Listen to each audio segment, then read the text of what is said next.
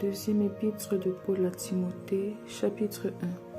Paul, apôtre de Jésus-Christ, par la volonté de Dieu, pour annoncer la promesse de la vie qui est en Jésus-Christ. À Timothée, mon enfant bien-aimé, que la grâce, la miséricorde et la paix te soient données de la part de Dieu, le Père et de Jésus-Christ notre Seigneur. Je rends grâce à Dieu que mes ancêtres ont servi et que je sers avec une conscience pure, de ce que, nuit et jour, je me souviens continuellement de toi dans mes prières, me rappelant tes larmes et désirant te voir afin d'être rempli de joie, gardant le souvenir de la foi sincère qui est en toi, qui habita d'abord dans ton aïeux Loïs et dans ta mère Eunice, et qui, j'en suis persuadée, habite aussi en toi. C'est pourquoi je t'exhorte à ranimer le don de Dieu que tu as reçu par l'imposition de mes mains. Car ce n'est pas un esprit de timidité que Dieu nous a donné, mais un esprit de force, d'amour et de sagesse. N'aie donc point honte du témoignage à rendre à notre Seigneur, ni de moi son prisonnier, mais souffre avec moi pour l'Évangile, par la puissance de Dieu qui nous a sauvés et nous a adressé une sainte vocation, non à cause de nos œuvres, mais selon son propre dessein et selon la grâce qui nous a été donnée en Jésus-Christ avant les temps éternels,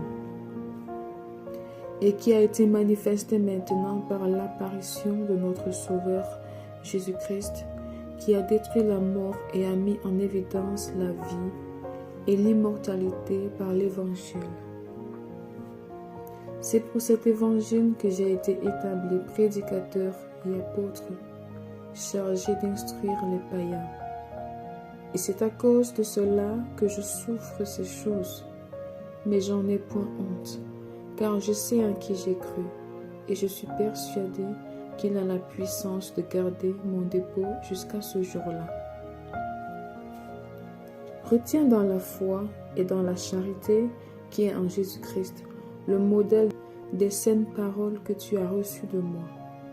Garde le bon dépôt par le Saint-Esprit qui habite en nous. Tu sais que tous ceux qui sont en Asie m'ont abandonné, entre autres Phygèle et Hermogène. Que le Seigneur répande sa miséricorde sur la maison d'Onésiphore, car il m'a souvent consolé et il n'a pas eu honte de mes chaînes. Au contraire, lorsqu'il est venu à Rome, il m'a cherché avec beaucoup d'empressement et il m'a trouvé. Que le Seigneur lui donne d'obtenir miséricorde auprès du Seigneur en ce jour-là. Tu sais mieux que personne combien de services il m'a rendu à Éphèse.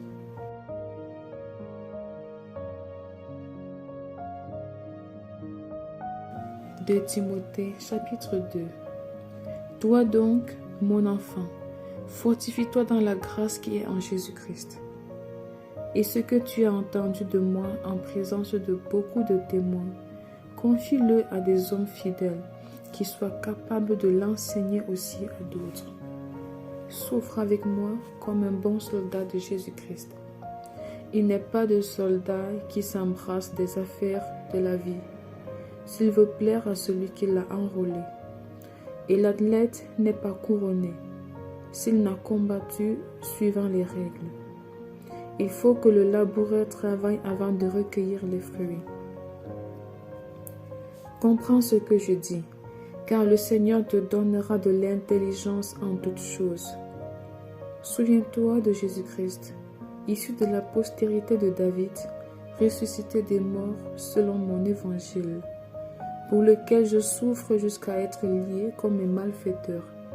Mais la parole de Dieu n'est pas liée. C'est pourquoi je supporte tout à cause des élus, afin qu'eux aussi obtiennent le salut qui est en Jésus-Christ avec la gloire éternelle. Cette parole est certaine. Si nous sommes morts avec lui, nous vivrons aussi avec lui. Si nous persévérons, nous régnerons aussi avec lui. Si nous le régnons, lui aussi nous régnera. Si nous sommes infidèles, il demeure fidèle, car il ne peut se régner lui-même. Rappelle ces choses en conjurant devant Dieu qu'on évite les disputes de mots qui ne servent qu'à la ruine de ceux qui écoutent. Efforce-toi de te présenter devant Dieu comme un homme éprouvé, un ouvrier qui n'a point à rougir, qui dispense droitement la parole de la vérité. Évite les discours vains et profanes, car ceux qui les tiennent avanceront toujours plus dans l'impiété, et leur parole rongera comme la gangrène. De ce nombre sont Hyménée et Philette, qui se sont détournés de la vérité, disant que la résurrection est déjà arrivée, et qui renversent la foi de quelques-uns. Néanmoins, le solide fondement de Dieu reste debout, avec ses paroles qui lui servent de sceau. Le Seigneur connaît ceux qui lui appartiennent, et quiconque prononce le nom du Seigneur, qu'il s'éloigne de l'iniquité. Dans une grande maison, il n'y a pas seulement des vases d'or et d'argent, mais il y en a aussi de bois et de terre. Les uns sont des vases d'honneur, et les autres sont d'un usage vil. Si donc quelqu'un se conserve pur, en s'abstenant de ces choses, il sera un vase d'honneur, sanctifié, utile à son maître, propre à toute bonne œuvre. Fuis les passions de la jeunesse et recherche la justice, la foi, la charité, la paix, avec ceux qui invoquent le Seigneur d'un cœur pur. Repousse les discussions folles et inutiles, sachant qu'elles font naître des querelles. Or, il ne faut pas qu'un serviteur du Seigneur ait des querelles. Il doit au contraire avoir de la condescendance pour tous, être propre à enseigner, doué de patience. Il doit redresser avec douceur les adversaires, dans l'espérance que Dieu lui donnera la repentance pour arriver à la connaissance de la vérité, et que, revenus à leur bon sens, ils se dégageront des pièges du diable qui s'est emparé d'eux pour les soumettre à sa volonté.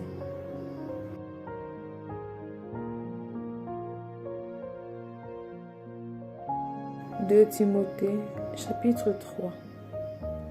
Sache que, dans les derniers jours, il y aura des temps difficiles, car les hommes seront égoïstes, amis de l'argent, fanfarons, hautains, blasphémateurs, rebelles à leurs parents, ingrats, irréligieux, insensibles, déloyaux, calomniateurs, intempérants, cruels, ennemis des gens de bien, traîtres, emportés, enflés d'orgueil, aimant le plaisir plus que Dieu, ayant l'apparence de la piété, mais régnant ce qui en fait la force.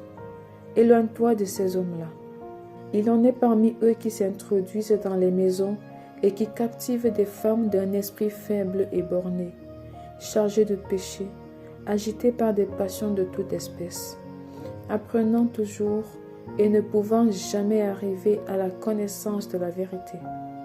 De même que Jeanne et Jambres s'opposèrent à Moïse, de même ces hommes s'opposent à la vérité, étant corrompus d'entendement, reprouvés en ce qui concerne la foi. Mais ils ne feront pas de plus grand progrès, car leur folie sera manifeste pour tous, comme le fut celle de ces deux hommes. Pour toi, tu as suivi de près mon enseignement, ma conduite, mes résolutions, ma foi, ma douceur, ma charité, ma constance, mes persécutions, mes souffrances. À quelle souffrance n'ai-je pas été exposé à Antioche, à Icône, à Lystre? Quelle persécution n'ai-je pas supportée? Et le Seigneur m'a délivré de toutes. Or, tous ceux qui veulent vivre pieusement en Jésus-Christ seront persécutés. Mais les hommes méchants et imposteurs avanceront toujours plus dans le mal, égarant les autres et égarés eux-mêmes. Toi, demeure dans les choses que tu as apprises et reconnues certaines, sachant de qui tu les as apprises. Dès ton enfance, tu connais les saintes lettres qui peuvent te rendre sage à salut par la foi en Jésus-Christ. Toute l'écriture est inspirée de Dieu et utile pour enseigner, pour convaincre, pour corriger, pour instruire dans la justice, afin que l'homme de Dieu soit accompli et propre à toute bonne œuvre.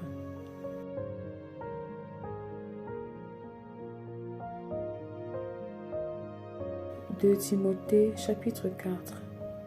Je t'en conjure devant Dieu et devant Jésus-Christ, qui doit juger les vivants et les morts, et au nom de son apparition et de son royaume. Prêche la parole et insiste en toute occasion, favorable au nom, reprend, censure, exhorte avec toute douceur et en instruisant. Car il viendra un temps où les hommes ne supporteront pas la saine doctrine, mais ayant la démangeaison d'entendre des choses agréables, ils se donneront une foule de docteurs selon leurs propres désirs, détourneront l'oreille de la vérité et se tourneront vers les fables. Mais toi, sois sobre en toutes choses, supporte les souffrances, fais l'œuvre d'un évangéliste, remplis bien ton ministère. Car pour moi, je sers déjà de libation, et le moment de mon départ approche. J'ai combattu le bon combat, j'ai achevé la course, j'ai gardé la foi. Désormais, la couronne de justice m'est réservée. Le Seigneur, le juste juge, me le donnera dans ce jour-là, et non seulement à moi, mais encore à tous ceux qui auront aimé son avènement. Viens au plus tôt vers moi. Car Démas m'a abandonné par amour pour le siècle présent, et il est parti pour Thessalonique. Crescens est allé en Galatie, Tite en Dalmatie. Luc seul est avec moi. Prends Marc et amène-le avec toi, car il m'est utile pour le ministère. J'ai envoyé Tychik à Éphèse. Quand tu viendras, apporte le manteau que j'ai laissé à Troas chez Carpus, et les livres, surtout les parchemins. Alexandre, le forgeron, m'a fait beaucoup de mal. Le Seigneur lui rendra selon ses œuvres. Garde-toi aussi de lui, car il s'est fortement opposé à nos paroles. Dans ma première défense, personne ne m'a assisté, mais tous m'ont abandonné. Que cela ne leur soit point imputé. C'est le Seigneur qui m'a assisté et qui m'a fortifié, afin que la prédication fût accomplie par moi et que tous les païens l'entendissent. Et j'ai été délivré de la gueule du lion. Le Seigneur me délivrera de toute œuvre mauvaise, et il me sauvera pour me faire entrer dans son royaume céleste. À lui soit la gloire au siècle des siècles. Amen. Salut Prisca et Aquilas et la famille d'Onésiphore. Eraste est resté à Corinthe, et j'ai laissé Trophime malade à Milète. Tâche de venir avant l'hiver. Eubulus, Pudens, Linus, Claudia et tous les frères te saluent. Que le Seigneur soit avec ton esprit, que la grâce soit avec vous. Amen.